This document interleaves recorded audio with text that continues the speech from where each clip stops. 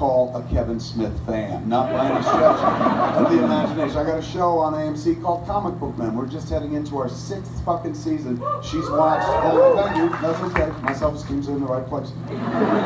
She's watched 2 episodes of 5 seasons that have aired. We're about to go into 6. 2, the pilot, and the one that our daughter appeared on, that's it. So every week that the show is on, we watch the shit that's on that channel. We'll sit there and watch Walking Dead together, and then we'll watch Talking Dead together. And at the end of Talking Dead, a fellow looks suspiciously like me, pops up, and he's like, hey, stick around for more hijinks on Comic Book Men. That's when she grabs the remote, and she's like, we're going to bed, and turns the fucking TV off. And, you know, it's bizarre, but it's fucking true, and she knows that it bugs me, because we had a big fucking blowout about it at one point. Last season, not season 4, the end of season 4, I knew we were picked up for season 5. I usually live tweet the episodes, but I don't live tweet them from the bedroom. I live tweet them from my office because she don't like to watch it and shit. So I'm usually off in my office, but I wanted to watch the season finale and live tweet that from our bedroom because, and this is going to sound fucking gross, but we have a 103-inch television in our bedroom, man. I didn't buy that. I would never spend that much money on fucking something that wasn't something I could live in or have sex with or something. But there was a guy who worked at Panasonic and he was like, Kevin, we're throwing out a 103-inch television. Do you want it? I was like, fuck yes, give me all your garbage, man. Holy shit. I said, why? And he goes, well, they used it for the Olympics, got no speakers on it, so it's mostly a monitor for television, but I remember you got big walls in your house, so you could probably use the only person I know of who might be able to use this. I said, fuck yeah, I'll take a free TV. 103 inches, I'll never leave the fucking house. This is amazing, man. I said, what do I gotta do? He goes, just tip the drivers. There are 10 dudes coming over to carry. I said, 10 fucking dudes? He's like, the base of the TV is heavier than the TV. And I was like, all right, man, I'm ready to tip these fucks. They showed up the next day, they're like, where do you want it? I was like, 2nd floor. And so, they took it upstairs into my bedroom. They said, where's it going? I said, just put it at the edge of the bed, please. And so they put it right there. So if you're sitting on the edge of my bed, and then you stand up, you go 1, 2, and then you're on the television. It's right there. So I like to lay on the bed and watch TV, and you're not just watching it, you're fucking surrounded by TV. So I wanted to watch Comic Book Men for the first time on the big TV. I didn't think it was too much to ask and shit. And so I was like, I want to watch the season finale here in the room. And she goes, why? And I was like, do you really want to know? And she's like, yeah. I was like, I can't believe I need a reason, but here you go. I've always wanted to fucking watch the show, and then when I'm on the screen, stand next to it, because we'll be the same size, and take a selfie of me with me. And she goes, no, you're not going to do that. I said, why? She goes, you go to the office and watch your program.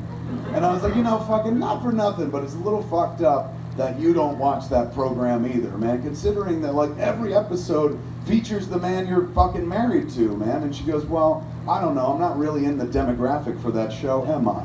And I was like, you fuck Kevin Smith, man! Like, I don't know if you're in the Kevin Smith demographic, but his demograpic's in you oftentimes.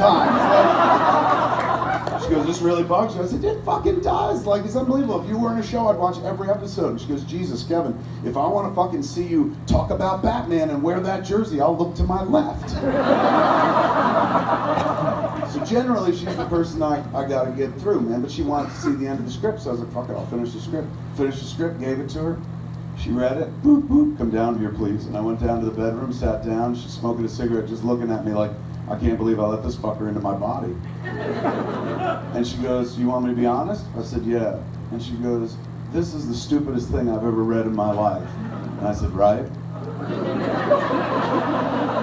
And she goes, but it really holds together, man. She's going, it's a real page turner. Every page I was like, oh no, he's not gonna. Oh fuck, he did. So she's like, it brought me to the end. I was kind of fascinated. She's like, you really want to make this? I said, I do, I really do, man. It reminds me of Clerks. She's like, there's nothing like Clerks. I was like, no, but the spirit with which Clerks was made and stuff. She goes, how much would it be? I was like 3 million, under 3 million. You got to build a bunch of walrus suits. You got to build the walrus enclave and stuff. But that's about it. You can probably get away with it for less than 3. And she goes, do we have that kind of money? I was like, fuck no, are you serious? Holy shit, man. If you think we got fucking that kind of money laying around, you married the wrong guy from Mallrats. You might don't want to marry Batman. He's doing fucking quite well right now. And she's like, well, how could you do it? I was like, I don't know, go out and find money for it, I guess. And she goes, well, what about if we second mortgage the house? And I was like, are you serious? She said, yeah, how much would it be? I was like, well, you don't need $3 million to make a $3 million movie. You only need 10% of that, $300K. So if we did second mortgage the house, we could totally fucking pay for this ourselves. I was like, that'd be amazing. She's like, would you want to do it? And I was like, fuck yes, are you sure? I said, when I was a kid, I bet on myself with Clerks, but it wasn't even my money, it was credit cards. If it didn't work out, I was gonna owe fucking MasterCard and Visa for the rest of my life. But ever since then, I've been playing on house money, man. Somebody else pays for my stupid ideas. So it'd be amazing to go back to the start. 2 roads diverge in a yellow wood, and I could go back to the beginning and be like, fuck, I'll pay for it myself this time. I was like, I've never bet on myself with my own money. I would love to do it. I would fucking love to risk my future, your future, the kid's future on a fucking movie about a guy who turns another guy into a walrus. That'd be so fucking metal. Let's do it and shit. So we did. We started looking into second mortgage in the house, man. She was like, do it. That was her version of Skate. Somebody who was always like, I don't need to watch comic book men, for some reason was like, I do need to see this walrus movie. Which was great. We went to find financing, started talking to the bank and shit. Shannon McIntosh, who was one of the producers on the movie, had sent the script to a company called Demarest. There's a guy at Demarest named Sam Engelbart, God bless his soul, who called me out of the blue one day and was like, is this Kevin Smith? And I said, yeah. And he goes, did you write a movie called Tusk? And I said, that depends. Am I in trouble? And he goes, no, I want to talk to you about it. Are you free tonight? And I said, I guess. I'm at my house. You want to come over here? And he said, yeah. And I gave him my address, and we're going to meet at 6 o'clock. And I hung up, and I told my wife, I was just like, yes, some dude from Demarest wants to come over and talk about Tusk. She goes, what about it? And I was like, I don't know, I didn't even ask. And I was like, oh shit, man. I just figured out what this shit was. I guarantee you, this motherfucker on the phone, he has a competing walrus movie. That's what it is. He did not have a competing walrus movie. He came over after some chit chat. He was like, are you fucking serious with this movie?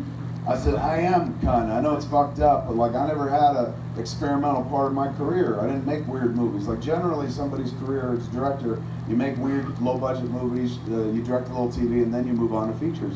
I said, I just made this kind of black and white flick, and it started my career, so I had to grow up in front of people making movies. I never really got to fuck around and do the shit that I wanted to do. Because I love Clerks and Mallrats and Chasing Amy, but those weren't the movies I grew up watching. Those were just the movies I could make. The movies I grew up watching were like Reanimator and From Beyond and shit. Rubber prosthetic monster movies, and the 4:30 movie, which is like this movie that aired every day, and they do like Planet of the Apes week and run 5 days of Planet of the Apes movies, where Nature Goes Awry week and show like Grizzly and Day of the Triffids and shit like that. So those are the movies I was raised on. If I had any talent in the beginning of my career, I would have made those, but I didn't have any talent and shit. I just had enough talent to pull off people talking to each other at a convenience store. Thank God that started my career. But years later, man, I'm kind of interested in the notion of like doing the exploitational shit. So I was like, yeah, I'm gonna do this, man. And me and my wife, we were just sitting here talking about like financing it ourselves. We were gonna put the house up for a second mortgage and fucking pay for it. And Sam Engelbart goes, don't do that. I said, why? And he goes, no artist should ever pay for their own art, especially if their art is this fucking script. And I was like, what does that mean? And he goes, let me pay for this. And I was like, what? He goes, yeah. He's going, my company has a slush fund that we keep around the office. Normally we do very big movies, but we have a $3 million slush fund that we keep for emergencies or fucking lunch. So he's going, I would like to pay for this movie. And I was like, why the fuck would you want to pay for this movie? The fact that you want to finance this movie makes me suspect of even being in business with you, man. And he had the greatest answer in the world. The dude goes, I just want to see if you can do it. And I was like, really? And he goes, yeah, this is the stupidest script I've ever read in my life. He's going, but it really is a page turner, man. You gotta see it through to the end, and you fucking take it to that very place. And he's going, even if everything goes wrong, we'll have stories to tell. So I was like, dude, that'd be amazing if you want to fucking pay for it. He goes, well, who's your cast? And I said, Justin Long. He goes, Jeepers Creepers, I love that kid. I said, Haley Joel Osment. He goes, oh, the little boy from The Sixth Sense, that's amazing. I said, Michael Parks, he was in Red State with me, and he goes, that guy's great. He goes, who's your French-Canadian detective? Guy who's like hunting the fucking killer. And I said, oh, Guy Lapointe? I said, I wrote that for a friend of mine, man. That's Quentin Tarantino's part and shit. He goes, Quentin Tarantino's gonna play that? I said, yeah, he's my boy. We go way back Miramax style and shit. He lives up the hill, he loves to act. I don't know if you just saw Django, but he acted like he was Australian and shit. So it's gonna be fun for him to do a Quebec accent. He's gonna love this shit, I'm telling you. And he goes, well, if you got Quentin Tarantino, I'm definitely financing this movie. And I said, really? And he goes, yeah, fuck yeah, because if you mess up, at least we'll have a good director on.